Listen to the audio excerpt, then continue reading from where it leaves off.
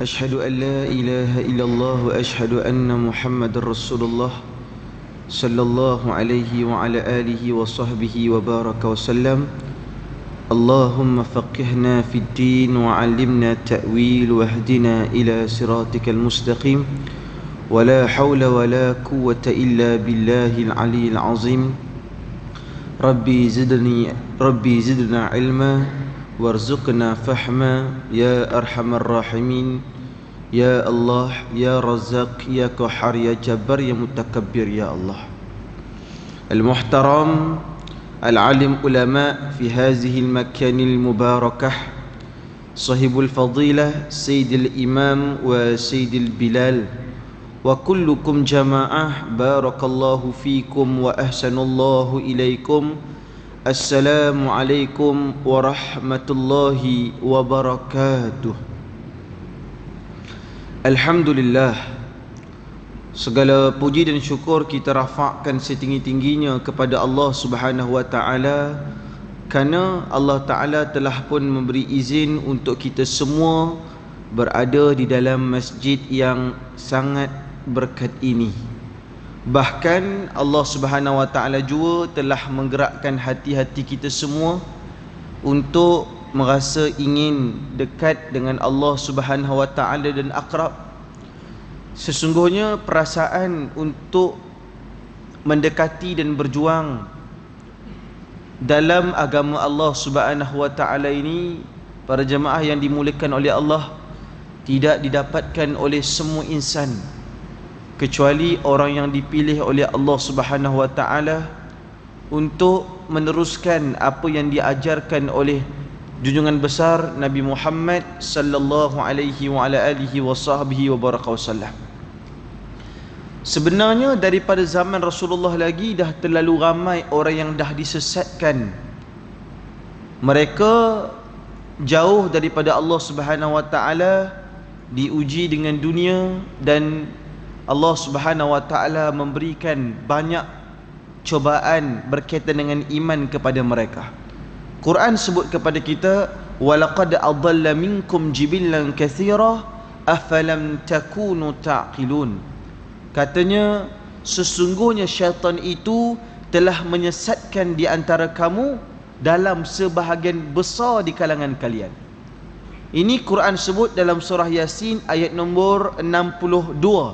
Quran kata, walaqad adalla minkum jibillan katsira afalam takunu taqilun.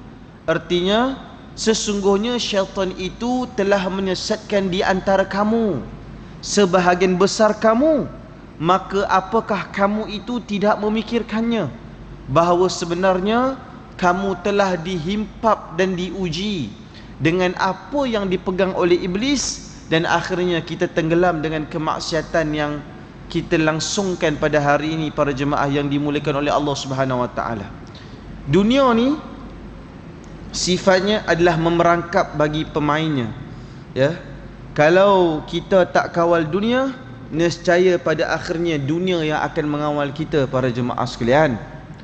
Dan berapa ramai orang yang telah dikawal dunia sepenuhnya, sehingga sedikit masa ibadahnya kepada Allah, sehingga sedikit ruang untuk memikirkan tentang umat Nabi Muhammad sallallahu alaihi wasallam, sehingga sempit waktu dia untuk bercakap dengan hatinya sendiri betapa masya-Allah tabarakallah hatinya memerlukan Allah Subhanahu wa taala dalam kehidupan. Ramai orang yang sedang mencari-cari maksud hidup dia, dia tak jumpa sampai panjang usianya. Dia tak jumpa. Untuk apa aku hidup ya Allah? Adalah semata-mata untuk aku bangunkan diri aku? Adakah semata-mata untuk aku, masya-Allah tabarakallah, mengekalkan kuasa aku? Adakah aku hanya untuk besarkan anak, lalui proses muda, tua, siang, senja, setelah itu aku habis pada dunia ini? Tidak, para jemaah sekalian. Dunia ini minta kita lebih daripada itu, supaya kita tidak terperangkap. Ingat, dalam setiap langkah kita, kita fikir elok, ya Allah, adakah kau redha dengan apa yang aku buat ni ya Allah? pada setiap benda yang kita laksanakan, kita kena fikir keredaan Allah Subhanahu Wa Taala. Dan ya Allah, apakah Engkau berkati dengan setiap langkah yang aku lakukan ini ya Allah? Maka apapun aku memohon keberkatan padamu ya Allah. Kerana hati kita ni nak tergelincir daripada dunia sangat mudah para jemaah sekalian.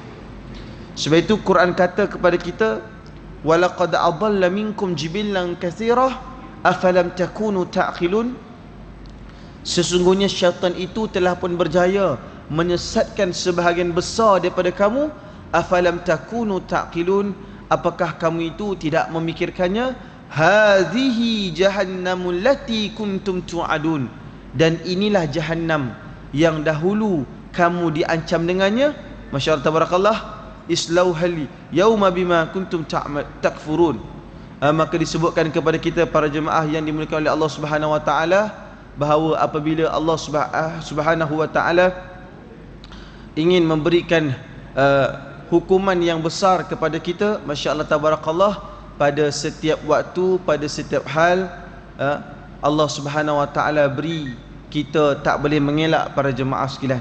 Sebab itu mestilah kita betul-betul menyimpan hati kita dan menyimpan perasaan kita kepada Allah Subhanahu Wa Taala, supaya kita tidak mudah terjatuh dengan setiap ujian yang Allah Subhanahu Wa Taala takdirkan di hadapan kita.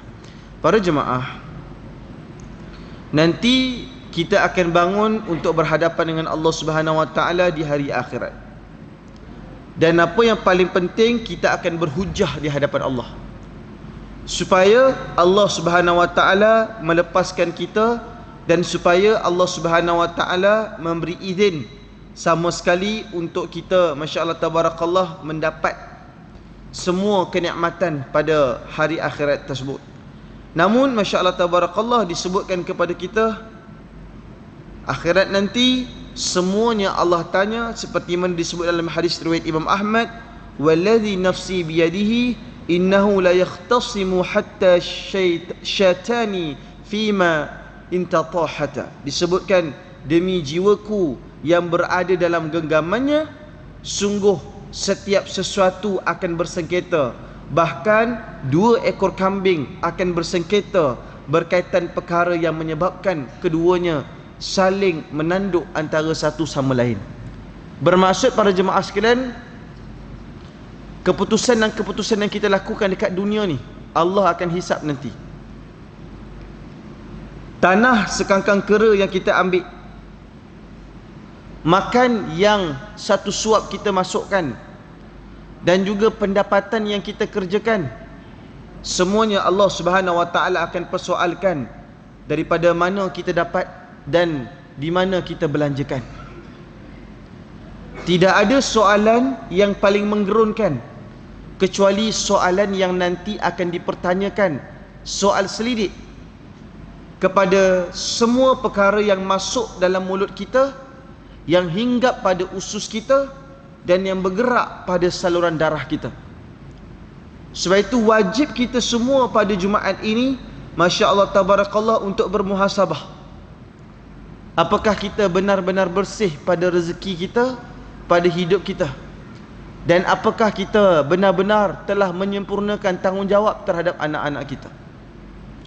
Anak-anak ni ataupun keluarga kita ni adalah amanah daripada Allah Subhanahu Wa Taala.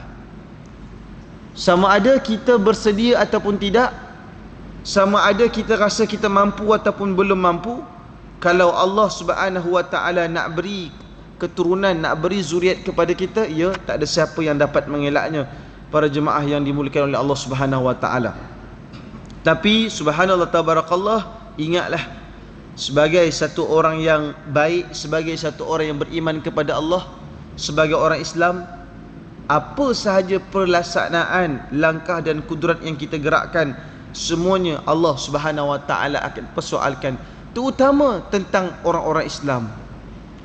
Kita akan dipersoalkan juga apa yang kita bantu kepada saudara sesama Islam kita di luar negeri yang mereka menghadapi kesukaran dan kepayahan. Sebab antara orang Islam dengan orang Islam yang lain ada 5 hak, tuan-tuan sekalian. Antara orang Islam dengan orang yang Islam yang lain ada 5 hak.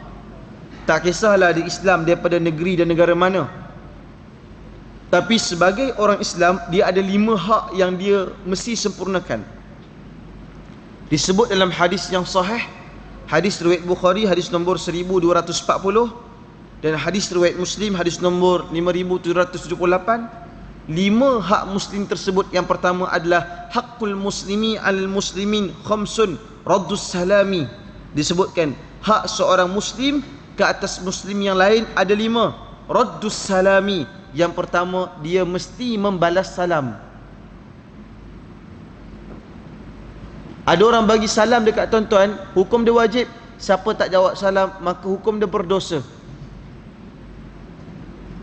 Jadi sebab itu kalau ada orang kirim salam, kita wajib jawab. Dan kalau nak kirim salam, pastikan ada lafaz. Si fulan kirim salam dengan lafaz Assalamualaikum, maka orang tersebut pun jawab, maka saya jawab dengan lafaz Waalaikumsalam. Kerana dalam agama ni, hak di antara orang Islam dengan orang Islam yang lain adalah raddus salam. Bayangkanlah, kalau kita masya-Allah tabarakallah diberi salam, maka dalam salam pula wajib dijawab dengan nada yang lebih baik para jemaah sekalian. Yang kedua apa Ustaz? Wa iyadatul maridhi. Yang kedua adalah melawat orang sakit. Sebab itu bila kita dengar ada di kalangan jemaah kita ataupun jiran kita, tetangga kita dia sakit, menjadi hak kepada kita untuk pergi ziarah dia. Kecuali kalau dia halau dan tak suka kita ziarah dia, itu terpulang. Tapi kita sebagai orang Islam, kita kena ada hak untuk ziarah dia. Saya ingat lagi seorang teman saya, masya-Allah tabarakallah, yang dia ni tuan-tuan sekalian saya tak ingat, dia kena kecing manis berapa, lebih 20 tuan-tuan. Sebab badan dia tak boleh insulin ada sendiri. Jadi masya-Allah tabarakallah, apa yang berlaku para jemaah yang dimuliakan oleh Allah Subhanahu Wa Taala, saya tetap datang ziarah dia apabila dia dah ditidurkan. Tapi bila saya datang, saya dapat tengok air mata dia mengalir, seolah-olah dia sedar bahawa saya datang para jemaah sekalian. Sebenarnya betul, menziarahi orang yang sakit sebenarnya ubat untuk mereka. Pergi lihat orang yang uzur, kita datang kepada mereka, itulah ubat dan terapi untuk mereka kekal sihat. Jadi apabila ada adik-beradik, saudara mara, teman-teman kita yang sakit, itu hak kita. Takkan kita nak diam saja. Kita tengok banyak tuan-tuan, paderi-paderi kalau di hospital-hospital kadang-kadang dia datang ziarah orang-orang Islam. Dia siap bagi makanan, bagi buah-buahan. Jadi kita sebagai orang Islam, kita sepatutnya lebih baik tak sekadar menziarahi orang yang kita kenal. Alang-alang kalau tuan-tuan pergi ziarah kenalan di hospital, kenapa tuan-tuan tak bawa buah lebih sikit untuk bagi saudara Islam yang lain dekat sana?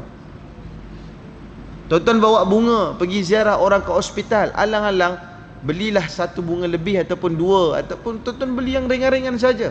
Modal RM5 pun tak apa, buah dapat 3 biji pun dah cukup, bagi kepada saudara Islam yang lain. Sebab itu termasuk kita punya tanggungjawab.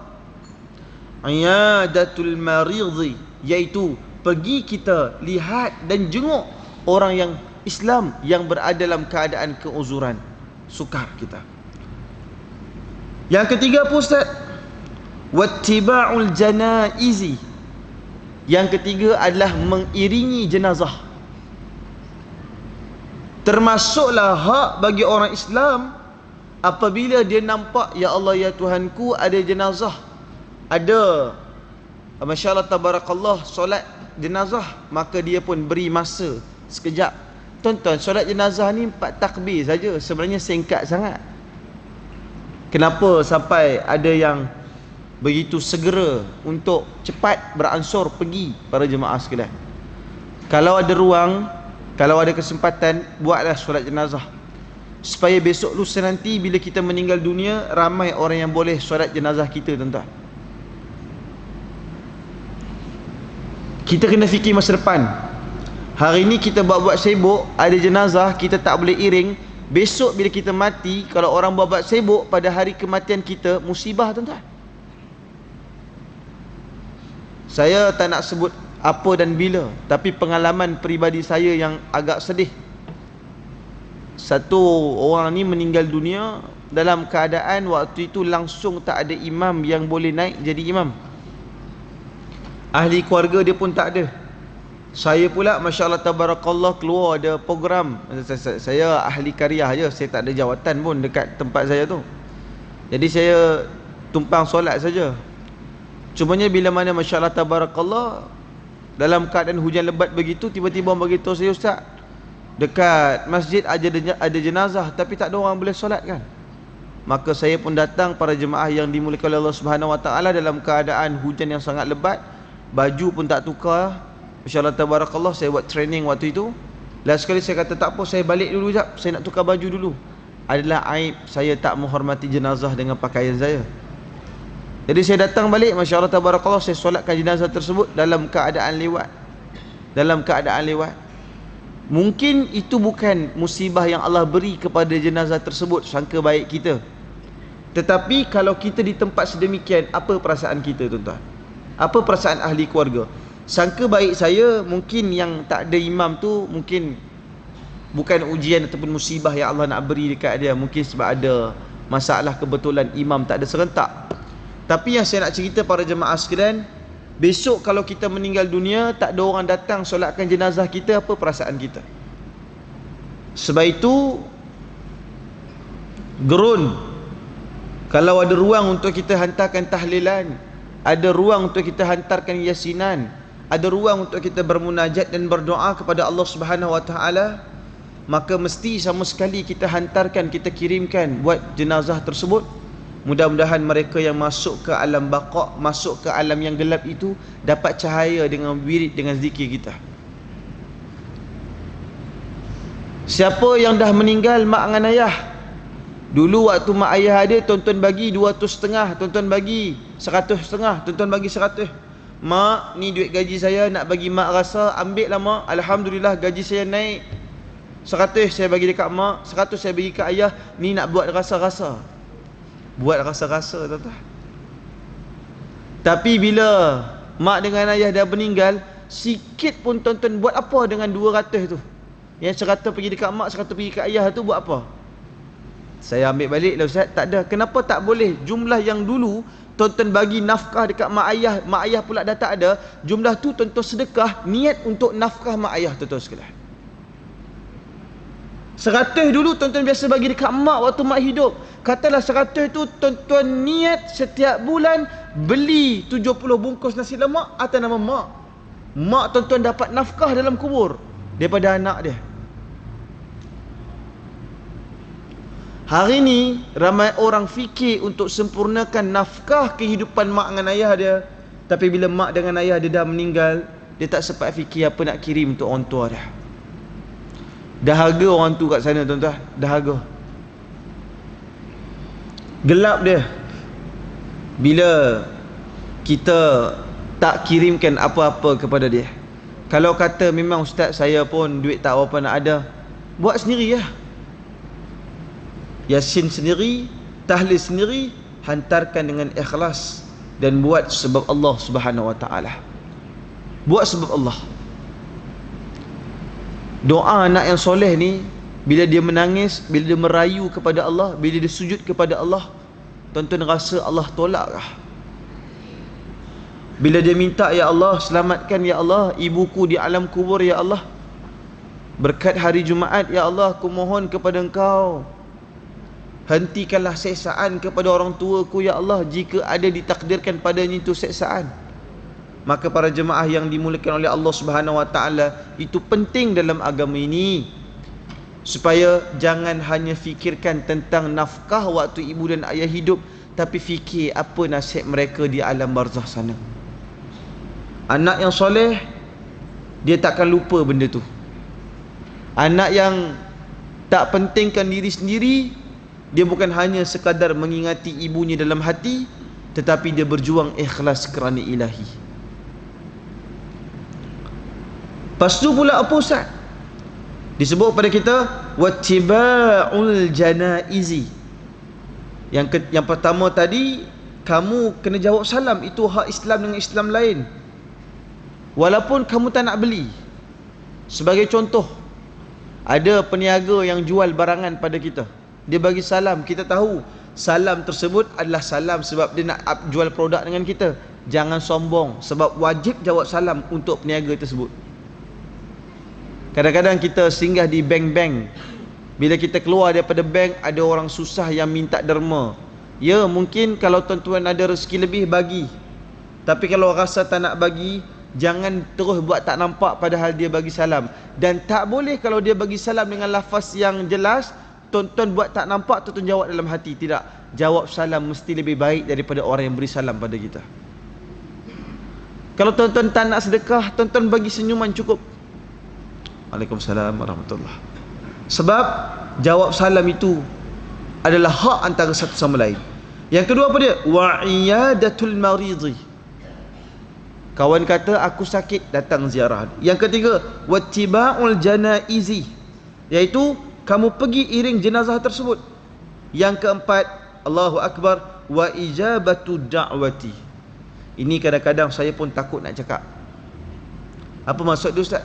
Wa ijabatu da'wati, artinya adalah hadir dalam jemputan. Saya malu nak sebut sebab ya, saya banyak jemputan yang kadang-kadang sejujurnya saya sendiri tak dapat hadir, oleh kerana komitmen saya dalam dunia dakwah, masya-Allah tabarakallah, dalam membangunkan umat ini, masya-Allah tabarakallah, kadang-kadang saya tak sempat. Yang saya sempat, saya turun. Cumanya kalau kita ada kesempatan para jemaah sekalian, bermaksud bertembung mana yang lebih baik, masya-Allah tabarakallah, sebaik mungkin kalau ada orang jemput kita, wa ijabatud da'wati, kita hadirlah jemputan orang tersebut. Kadang-kadang ada orang kata saya malas lah Ustaz. Masya-Allah. Sebenarnya tuan-tuan, kita pergi kenduri orang, kita bukan sebab nak makan nasi minyak dia. Nasi minyak ada tuan-tuan pun boleh beli. Tapi tuan-tuan nak meraihkan dia. Meraihkan tu yang paling agama suka.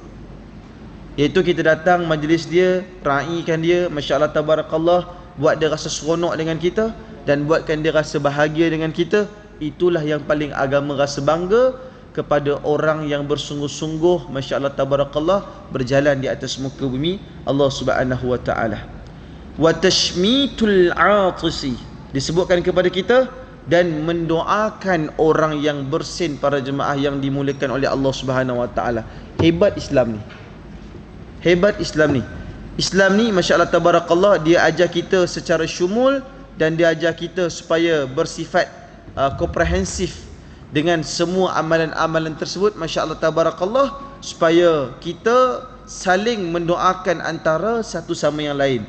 Tapi ingat, dalam solat kalau kita dengar orang bersin, lepas itu dia sebut alhamdulillah, maka jangan pula kita jawab, para jemaah yang dimuliakan oleh Allah Subhanahu wa taala. Kenapa? Masya-Allah tabarakallah, bila mana dia bersin, masya-Allah tabarakallah, ya, itu satu nikmat yang baik untuk kesihatan dia. Bila disebutkan kepada kita alhamdulillah, maka kita boleh jawab yarhamkallah. Ucapan begitu saja. Sebab termasuklah para jemaah yang dimuliakan oleh Allah Subhanahu wa taala, ketika mana kita dengar ada orang bersin, masya-Allah tabarakallah, jawapan-jawapan tersebut mendoakan kepada kesihatan mereka dan supaya mereka itu dijauhkan dengan wabak, dijauhkan dengan ujian dan dijauhkan dengan segala keperitan. Jadi kalau kita kata orang yang dah tengah bersin, dia tutup mulut dia, dia kata alhamdulillah. Maksud alhamdulillah adalah segala puji bagi Allah. Kita jawab pula yarhamukallah, artinya adalah semoga Allah Ta'ala berikan rahmat kepada kamu. Okey, lepas tu Ustaz, kalaulah kata saya dengar orang kata kat saya tadi yarhamukallah, semoga Allah beri rahmat kepada kamu, saya nak jawab apa? Jawablah yahdikumullahu wa yuslihu balakum. Minta kepada Allah Subhanahu wa taala supaya Allah Subhanahu wa taala memberikan hidayah padanya dan memperbaiki keadaannya. Dia dah doakan kita. Tuan-tuan biasa dengar tak kadang-kadang ada orang kata barakallahu fik? Orang cakap kan, Assalamualaikum ji, apa khabar? Barakallah. Ada juga yang kata jazakumullah khairan jazak. Apa nak jawab? Sama-sama. Itu orang Melayu. Kalau orang kata dekat kita terima kasih, kita jawab sama-sama. Kalau orang kata dekat kita jazakallah khairan katsira, apa jawab kita? Para jemaah sekalian, orang kata dekat kita barakallahu fik, apa jawab kita? Kalau tuan-tuan rasa saya tak tahulah nak jawab apa ustaz, tuan-tuan jawab ni je, amin wa fik. Amin wa fik. Amin tu kita minta supaya Allah Ta'ala makbulkan, wa fik tu juga kepada kamu, juga kepada kamu. Kalau dia kata barakallahu fik, amin wa fik. Jadi para jemaah yang dimuliakan oleh Allah Subhanahu Wa Ta'ala, dua-dua dapat keberkatan. Terutama kalau orang ucapkan kita jazakallah, semoga Allah Subhanahu Wa Ta'ala memberikan kepada kamu ganjaran kathir, banyak. Jadi kita pun sebut amin wa fik, semoga Allah Ta'ala makbulkan, dan semoga kamu juga mendapatkan manfaat daripada apa yang kamu minta itu kepada Allah Subhanahu Wa Ta'ala.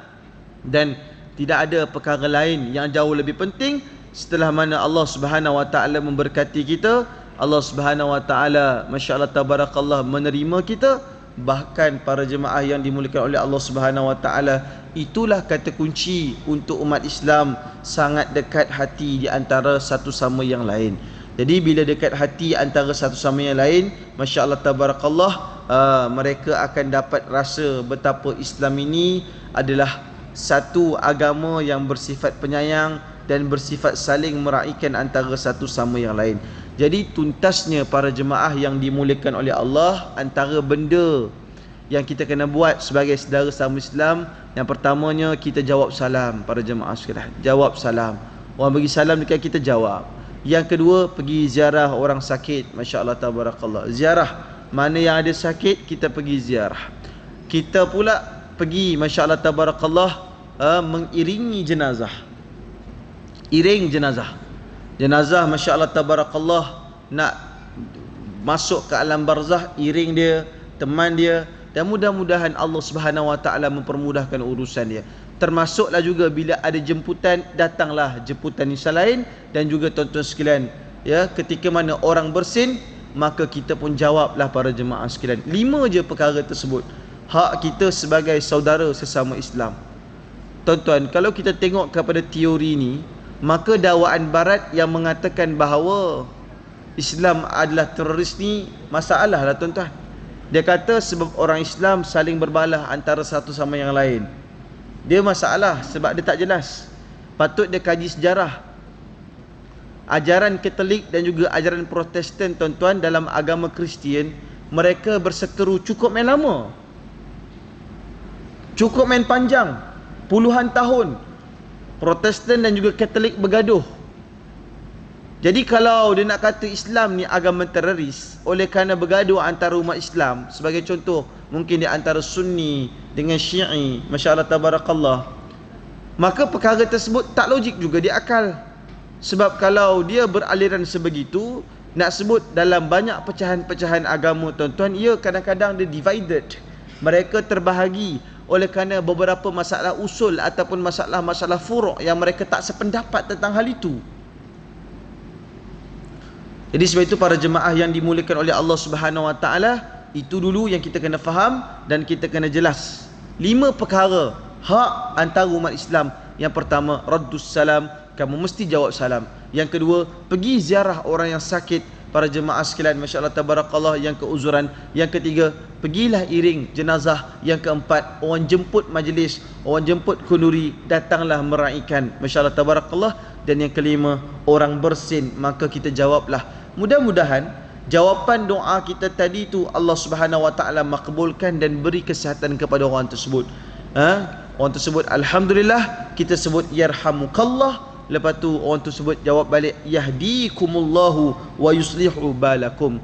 Mudah-mudahan Allah Subhanahu Wa Ta'ala, para jemaah sekalian, memberikan panduan, memberikan petunjuk, dan Allah Subhanahu Wa Ta'ala menjadikan kamu lebih baik, mudah-mudahan insya-Allah, amin ya rabbal alamin. Jadi masya-Allah tabarakallah, itu baru satu perkara bila mana kita berbicara para jemaah yang dimuliakan oleh Allah Subhanahu Wa Taala berkaitan tentang hal itu. Baik. Namun kalau kita berbalik pula tentang hak sebagai antara umat Islam, bermaksud saling meraihkan antara satu sama lain. Saling meraihkan. Islam ni sifat dia syumul, suka meraihkan, terutama pada hari Jumaat. Hari Jumaat tadi saya tengok kat luar banyak orang bagi infak.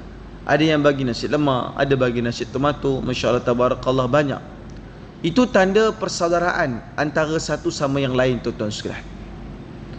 Dan apa yang lagi saya nak kongsikan hari Jumaat ni, bukan itu je berkat dia, terutama lagi berkat pada waktu solat subuh berjemaah.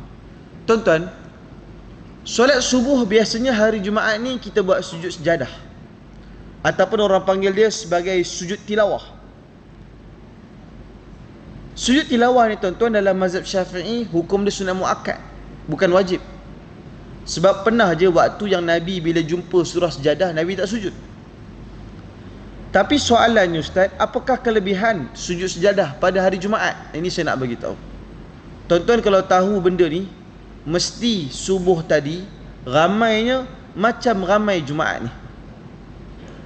Sebab sebenarnya masya-Allah tabarakallah, saya ingat lagi waktu saya kecil, mak saya akan kejut setiap pagi Jumaat, setiap hari macam biasa. Tapi kalau hari Jumaat, mak akan kata, bangun Fuad, pergi subuh Jumaat. Kalau hari lain, mak tak kata subuh Isnin, subuh Selasa, subuh Rabu, subuh Khamis, subuh Ahad, subuh Sabtu, tak ada. Tapi kalau hari Jumaat, mak mesti kata, pergi Fuad, subuh Jumaat. Sampailah hari ni baru saya tahu antara tajamnya subuh Jumaat ni sebab dibacakan surah sejadah. Tuan-tuan, dalam kitab idaman penuntut bagi melerikan yang kusut, barang siapa yang bila imam sujud sejadah tapi dia tak sujud sejadah, maka batal solat dia. Sebab dia bertelingkah dengan imam. Mana boleh makmum bertelingkah dengan imam? Imam baca kunut, dia tak nak baca kunut. Dia ada membangkangi imam dengan soal itu. Maka dalam kitab idaman penuntut bagi melerikan yang kusut, Syekh Abdul Ghani kata batal orang yang bertelingkah dengan imam. Patut kalau kamu memang tak suka imam, kamu tak payah berjemaah dengan dia. Jadi para jemaah yang dimuliakan oleh Allah Subhanahu Wa Taala, katalah imam tu sujud sejadah, oh kita pun tak nak sujud sejadah, tak boleh lah, sujud sejadah. Kalau tidak, pertelingkahan berlaku dengan imam. Cumanya Ustaz, sebenarnya apa yang ada pada sujud sejadah ni? Hebat tuan-tuan. Dalam satu hadis sahih, hadis riwayat Muslim, hadis nombor 133, disebutkan kepada kita, idza qara'a ibnu Adam sajdata fasajada tazala syaitanu yabqi. Disebutkan jika seorang anak Adam membaca ayat sejadah. Ayat sejadah yang paling pendek ayat apa tuan-tuan yang ada? Surah Al-Alaq kan?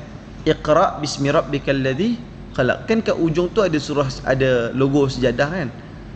Saya nak bagi tahu kelebihan pagi tadi siapa yang datang solat subuh pagi tadi secara berjemaah dan buat sujud sejadah. Saya tak tahulah ada ke tak ada kan, tapi biasanya ada lah. Disebutkan kepada kita, fasajada tazala syaitanu yabqi. Nescaya syaitan tu dia akan lari daripada kamu dalam keadaan yang menangis. Hadis riwayat Muslim, hadis nombor 133. Jadi kalau para jemaah yang dimuliakan oleh Allah Subhanahu Wa Taala, dia solat subuh, dia sujud sedadah pada hari Jumaat tadi tu, masya-Allah tabarakallah, syaitan lari daripada dia dalam keadaan menangis. Apa yang syaitan tu buat Ustaz? Yaqul ya wailahu. Syaitan ni tuan-tuan, dia kata, celakalah aku, umira banu Adam bisujudi fasajada falahul jannah. Anak-anak Adam ni bila disuruh untuk dia bersujud kepada Allah, maka dia bersujud.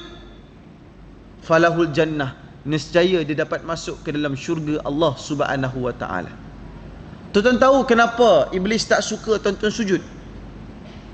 Sebab tuan-tuan akan masuk syurga oleh kerana sujud tuan-tuan.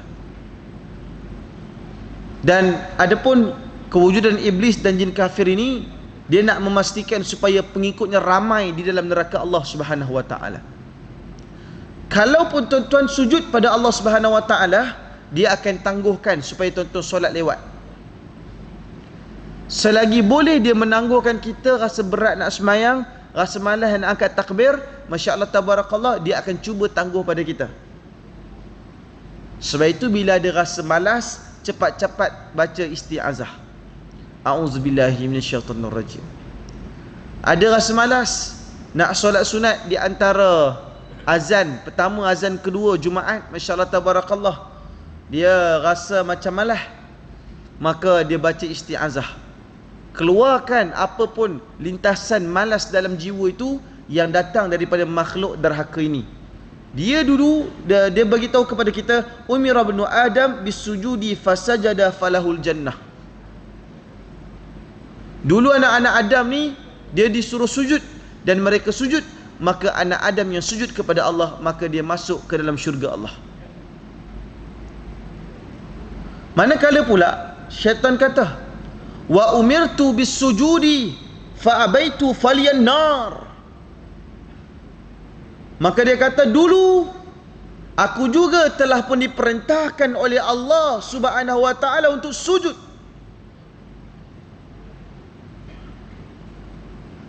fa abaitu, aku mengabaikan ianya, faliyan nar, maka untuk aku dimasukkan ke dalam api neraka Allah. Tuan-tuan, faham tak apa yang syaitan ni cakap?